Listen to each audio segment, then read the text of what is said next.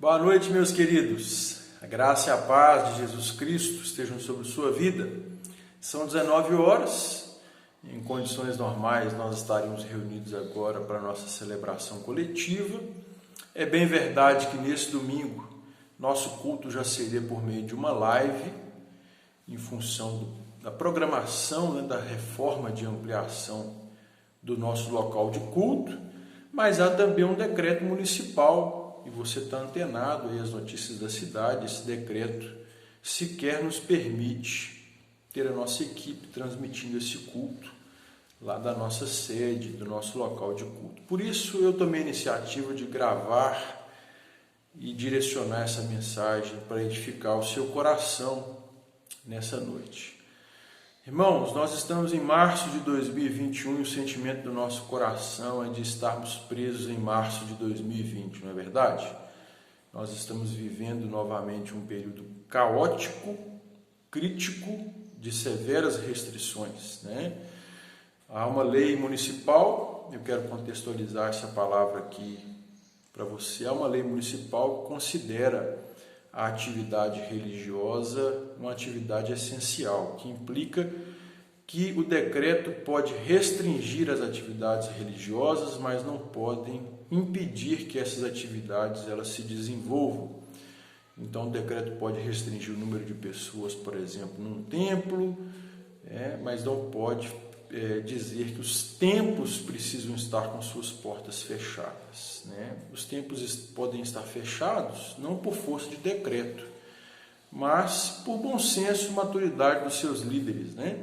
É bom lembrarmos que em março de 2020, antes que o primeiro decreto fosse publicado, mais precisamente no dia 18, as igrejas evangélicas de Oliveira já haviam orientado a interrupção das suas atividades por uma questão de sensibilidade e de bom senso. Eu tenho certeza, caminhando juntamente com o Conselho Pastoral, de que não seria diferente agora. O que nós estamos chamando a atenção aqui é que o decreto municipal, ele descumpre uma lei, que diz que essas atividades não podem ser interrompidas, tá certo? Eu quero trazer isso aqui também dentro da Palavra de Deus, porque a Palavra de Deus é o nosso livro de fé, regra de conduta para a nossa vida, de prática para a nossa vida, né? E eu quero chamar você para ler comigo o Salmo 127, versículo 1, tá bom? Pega a sua Bíblia aí. Salmo 127, versículo 1 diz: Se o Senhor não edificar a casa, em vão trabalham os que edificam. Se o Senhor não guardar a cidade, em vão vigia a sentinela. Bendita seja a palavra de Deus. Esse é um salmo atribuído ao rei Salomão. O rei Salomão foi o último rei do Reino Unido de Israel, filho de Davi. Ele recebe a incumbência de Davi de construir uma casa para Deus, um templo, uma habitação para o Senhor. Salomão foi um rei que trouxe grande prosperidade para Israel. Salomão é considerado até hoje um homem sábio para alguns e para a grande maioria, o homem mais sábio que a história já conheceu. Isso é um fato histórico. E o que Salomão está nos dizendo aqui dentro desse contexto, né? Um homem rico, um homem sábio, ele está dizendo o seguinte: toda a minha riqueza, todo o meu conhecimento, toda a minha sabedoria não teria qualquer utilidade na construção de uma casa para o Senhor, se o Senhor não edificar essa casa. Esse é o primeiro conselho aqui. Então, trazendo isso para os nossos dias, tá, irmãos? Importante contextualizar a palavra para os nossos dias. Nós consideramos que todas as medidas sanitárias, preventivas, protetivas em combate ao avanço da Covid-19, elas são importantes, elas são necessárias. No entanto, todos os esforços nesse sentido serão inúteis se o Senhor não edificar a casa. E aí eu quero trazer essa palavra para o seu coração, né? Não tenha expectativa de que alguém que não conheça o Senhor dê crédito a esse conselho, mas há uma expectativa no coração de Deus para que você se atente para esse conselho. Então, guarde todas as medidas pelas quais nós estamos sendo orientados, mas busque o Senhor. Tenha a sua vida alicerçada no Criador da sua vida. Não se esqueça e não se afaste de Deus. Ore ao Senhor pela sua vida, pela sua família, pela sua cidade, pela sua igreja, porque em vão teremos trabalhado se não fizermos isso. Em vão teremos empenhado todos os esforços se o Senhor não estiver edificando a nossa vida, a nossa família, a nossa igreja, a nossa cidade. E ele diz mais, ele traz primeiro aqui a figura da construção e agora traz a figura do sentinela. O que é o sentinela? O sentinela é aquela pessoa que fica na torre das cidades, vigiando as cidades. Quando há perigos que se aproximam, ele então emite um sinal para que a cidade possa se proteger contra esses perigos. E Salomão está dizendo que se o Senhor não for o guarda de Sião, se o Senhor não guardar a cidade, o que acontece? O sentinela vigia em vão. Pode ser o melhor sentinela que tiver na escala da guarda, que ele vai vigiar em vão. Olha aqui, irmão, que palavra atual. Que palavra atual. Em vão será a motivação do nosso coração de proteger a nossa cidade. Em vão será a motivação do nosso coração em salvar as vidas que habitam na cidade, em protegê-la do perigo do vírus, se o Senhor não for o guarda de Oliveira, se o Senhor não proteger Oliveira. Ah, meu querido, Deus está nos chamando para um tempo de oração, de busca intencional pela presença dEle. O Senhor precisa ser o guarda da nossa cidade. Então, todas as medidas são necessárias, importantes. A gente não vai julgar aqui o mérito disso, se é exagero, se tem exagero, se não tem, se é enérgico, se é severo, se não é, não vem ao caso. Medidas precisam ser tomadas, são necessárias, estão sendo feitas. Mas tão importante quanto todas elas, o Senhor precisa ser o guarda da cidade. O Senhor precisa ser o protetor da cidade. E o Senhor tem uma expectativa de que a sua igreja entenda isso. Amém? Abra sua Bíblia em Mateus capítulo 16. A gente já está caminhando para as considerações finais. Eu quero evocar aqui uma promessa de Jesus para a sua igreja, também para fortalecer o seu coração. Jesus está em Cesareia de Filipe, uma tarde ensolarada com seus discípulos. Ele pergunta aos seus discípulos: quem vocês dizem que eu sou? E Pedro traz uma declaração poderosa, maravilhosa. Ele diz: tu és o Cristo, o Filho do Deus vivo. E em resposta a essa declaração poderosa, Jesus diz: eu digo que tu és Pedro, sobre esta pedra. Jesus aponta para si mesmo aqui, ó. Jesus é a pedra. Eu edificarei a minha igreja e as portas do inferno não podem resisti-la. Tem uma promessa aqui, irmãos, de Jesus. Jesus faz uma promessa maravilhosa, ele não vacila em cumpri-la. Ele diz: eu edificarei a minha igreja. Ele está fazendo isso.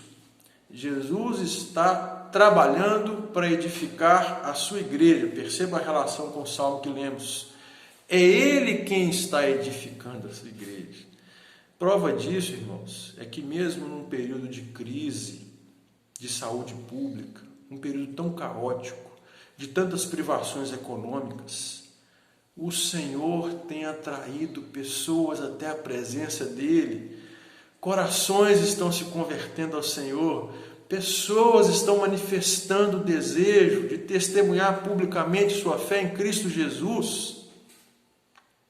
Nós estamos vivendo isso na nossa comunidade, estamos testemunhando isso em outras igrejas de Oliveira e estamos testemunhando isso em outras cidades do Brasil.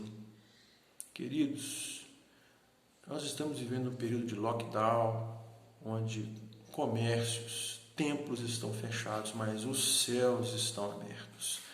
A igreja que clama ao Senhor testificará os céus abertos sobre o Brasil e obras poderosas do Espírito Santo acontecendo neste lugar. Os céus estão abertos, igreja. O Senhor fez uma promessa: eu edificarei a igreja, e Ele não vacila em cumprir essa promessa. Ele faz uma outra promessa aqui, ele diz que as portas do inferno não poderão resistir à igreja. Irmãos, não é difícil perceber que há um interesse das trevas de que as atividades das igrejas sejam limitadas. Não é difícil perceber que há um interesse das trevas de fechar os templos. Não é difícil perceber que há um interesse das trevas para que o coração do discípulo de Jesus seja distraído da missão que Jesus Cristo entregou à sua igreja. Mas Jesus está dizendo aqui que mesmo a despeito de todo o ataque das trevas contra a igreja milita contra o reino das trevas, saqueando o inferno, levando pessoas para a gloriosa luz de Jesus Cristo. E as portas do inferno não podem resistir à ação da igreja de Jesus Cristo. Então, minha palavra para você é para que você se agarre a essa promessa, para que o seu coração esteja firmado em Jesus Cristo, mas que você não se deixe distrair da sua missão e do seu propósito aqui nessa terra. Irmãos, eu tenho visto muita gente preocupada com o reino político. Eu tenho visto muita gente discutindo preferências ideológicas, ferindo pessoas publicamente. Tome cuidado com isso. Jesus não manifesta qualquer tipo de preferência por direita ou por esquerda. Muito pelo contrário, há na palavra de Deus indicativos de que existiam pessoas que pensavam diferente politicamente. Dentro do grupo dos 12, havia espaço para as diferenças ali, mas há uma expectativa no coração de Jesus, que o seu coração esteja focado no reino de Deus, no reino de Cristo, que não é um reino terreno e não é um reino político. Jesus espera que os seus olhos estejam fitos nele e que seus esforços estejam empenhados em garantir que pessoas habitem o céu, habitem o reino de Deus por causa dos seus esforços. Amado irmão, amada irmã, esse tempo é um tempo de muita atenção, de muitos cuidados, mas especialmente é um tempo de oração. Deus está convocando a sua igreja para orar. Faça isso. Ore pela sua cidade. Pague um preço de oração pela cidade. Nós tivemos agora no dia 5 de março, jornada de oração por Oliveira. Mas não ficou restrito àquele dia. As igrejas estão se movendo, as igrejas estão intercedendo. Nessa semana, estamos aguardando a orientação do decreto que sairá amanhã. Mas nessa semana já havíamos planejado uma escala de oração no templo. Esteja em oração, querido.